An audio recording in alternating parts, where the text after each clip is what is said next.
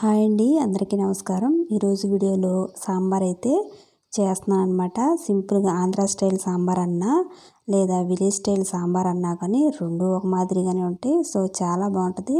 సింపుల్గా నా స్టైల్లో నేను ఎలా తయారు చేశాను అనేది వీడియోలో చూపిస్తాను అనమాట. సో నేను ఒక కప్పు నిండా అయితే కందిపప్పు తీసుకున్నాను. సో ఈ కందిపప్పు చిక్కగా చేసుకోవచ్చు లేదా పలచగానే చేసుకోవచ్చు. ఒక కప్పు చిక్కగానే బాగా వస్తుంది అనమాట. సో ఒక కప్పు అంతా నేను కందిపప్పు తీసుకొని శుభ్రంగా 2 సార్లు వాష్ చేసుకొని నీళ్లు కొన్ని వేసుకొని పొయ్యి మీద పెట్టేసుకోవడమే. ఇప్పుడు కొన్ని వాటర్ అయితే వేసుకొని పొయ్యి మీద పెట్టేటప్పుడు నేను వెంటనే ఉడికిద్దని చెప్పేసి కొద్దిగా ఆయిల్ అయితే వేసాను అనమాట. సో పప్పు అయితే ఒక 80% అట్లా ఉడికిన తర్వాత ఒక స్పూన్ అయితే పసుపు వేస్తున్నాను. ఒక 2 స్పూన్లు అంతా అయితే సాల్ట్ వేస్తున్నాను అనమాట. సాల్ట్ మనం తాలింపు వేసిన తర్వాత వెజిటేబుల్స్ ఉంటాయి కదా, వాటిలో కూడా వేసుకుంటాము. ఇప్పుడైతే చూసుకొని వేసుకోవాలి. నేను కొద్దిగా అంత మాత్రమే వేసాను. వేసి పప్పు అయితే కొద్దిసేపు ఇట్లా ఉడికించుకున్నాను అనమాట. నీళ్ళంతా ఇంకిపోయినాయి చూడండి. ఇప్పుడు ఇదైతే దింపేసుకొని పప్పు గుత్తి అయితే బాగా మెదిపేసాను. ఇట్లా మెత్తగా అయితే మెదిపిన తర్వాత ఇందులోకి ఒక్క నిమ్మకాయ సైజ్ అంత చింతపండు అయితే నానబెట్టాను అనమాట.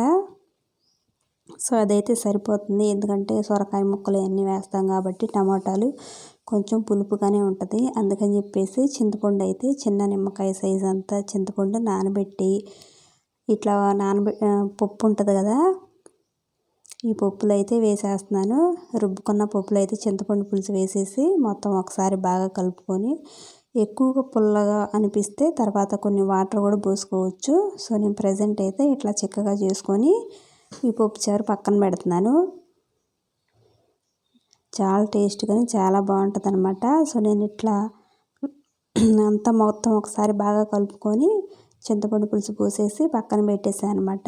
ఇప్పుడు తాలింపు అయితే వేసుకోవడానికి స్టవ్ మీద ఒక గిన్నె పెట్టి ఫస్ట్ ఆయిల్ అయితే వేస్తున్నాను. తాలింపు గింజలు అయితే కొన్ని వేస్తున్నాను అనమాట. ఇవి కొద్దిగా చిట్టపట్లాడేటప్పుడు జీలకర్ర కూడా కొన్ని వేస్తున్నాను. ఎండుమిరపకాయలు అయితే కొన్ని మొత్తం లైట్గా అయితే ఫ్రై చేస్తున్నాను అనమాట. కొద్దిగా పచ్చివాసన పోయి మంచి వాసన వచ్చిందాకైతే ఫ్రై చేసుకొని ఉల్లిపాయలు నేను ఒక 5-6 అయితే వేస్తున్నాను. చిన్న సైజు ఉల్లిపాయలు ఇవైతే ఒక 5-6 తీసుకున్నాను. ఇప్పుడైతే సొరకాయ ముక్కలు అయితే కొన్ని తీసుకున్నాను. కొన్ని అయితే సొరకాయ ముక్కలు తీసుకున్నాను అనమాట. టమాటాలు ఒక పెద్ద సైజు టమాటా అయితే కట్ చేశాను. సో ఇంక ఇప్పుడైతే ములక్కాయలు అయితే ఒక 3 కాయలండి, పెద్ద కాయలే. సో పచ్చిమిరపకాయ ముక్కలు కూడా కొన్ని అయితే వేసాను. వంకాయ ముక్కలు కొన్ని. సో ఇంక ఇవన్నీ ఇంకా సాంబార్లోకి అని చెప్పేసి మిగిలిన ముక్కలు కూడా వేసేసాను అనమాట. అంటే సొరకాయలు కొన్ని మిగిలినవి అవి కూడా వేసేసి ఒకసారి అయితే బాగా కలిపేస్తున్నాను. సో విడిగా సొరకాయ కూర తినాలనిపించదు కాబట్టి సాంబార్లోనే కొన్ని ఎక్కువ వేసుకుంటే బాగుంటుంది అనమాట. ఒకసారి బాగా కలుపుకొని అందులోకి కొద్దిగా సాల్ట్, కొద్దిగా ఎంత పసుపు వేసి ఒకసారి మొత్తం కూడా బాగా కలుపుకొని మీడియం ఫ్లేమ్లో వీటిని ఉడికించుకోవాలి. కరివేపాకు కూడా కొన్ని అయితే వేసాను. వేసి ఒకసారి అయితే బాగా కలుపుకొని ఒక మీడియం ఫ్లేమ్లో పెట్టుకొని మూత పెట్టుకొని మగ్గించుకోవాలన్నమాట. సో చూడండి, మూత పెట్టి కొద్దిసేపు అయితే ఇట్లా ఉడికించుకోవాలి. ఒక 5 మినిట్స్ తర్వాత నేను మూత తీసి చూస్తున్నాను. ఇందులో నుంచి వాటర్ అయితే వస్తాయి లైట్గా. మళ్ళీ ఒకసారి బాగా కలుపుకొని అడగంటుకోకుండా ఒకసారి అయితే బాగా కలుపుకోవాలి. సో ఇట్లా కలిపేసుకొని మొత్తం కొద్దిగా ఉడికిందన్న తర్వాత కారం అయితే వేస్తున్నాను. కారం వేసిన తర్వాత ఒకసారి బాగా కలుపుకోవాలి. కొద్దిగంతా వాటర్ వేస్తున్నాను ఈ ముక్కలన్నీ ఉడకడానికి. సో వాటర్ వేసి ఒకసారి బాగా కలుపుకొని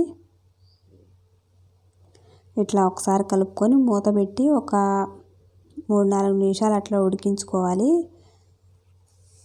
సో వాటర్ వేసిన తర్వాత వెంటనే ఉడికిపోతాయి అన్నమాట.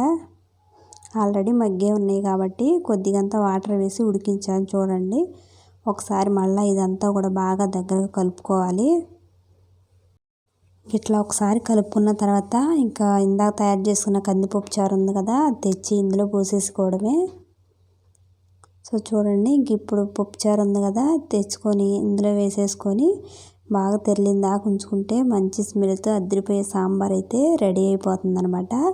సింపుల్గా అవుతుంది, వెంటనే అయిపోతుంది, చాలా బాగుంటుంది టేస్ట్ కూడా.